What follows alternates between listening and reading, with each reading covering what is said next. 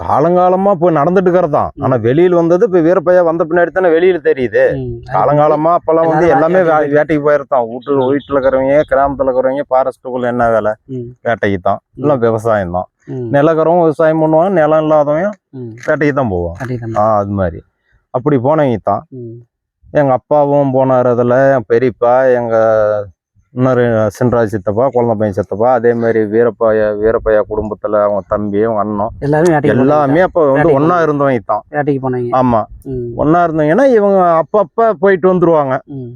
வீரப்பனாரும் சேத்துக்குழியாரும் வந்து மாடு மேய்க்கிறது, ஃபாரஸ்ட்டுக்குள்ளேயே தங்கிக்கிறது. இப்படி இருக்கும் போதும் ரொம்ப பிரச்சனையாகுது ஃபாரஸ்ட்னால. அப்போ வந்து ஓவராலா புடுங்க ஆரம்பிக்கிறாங்க. அதில் வந்து வெளியே வர. ஆமா, எங்க பெரியப்பா வெளியில வந்துட்டாரு, எங்க அப்பாவும் வெளியே வந்துட்டாரு. அதில் வந்து வெளியே வராங்க.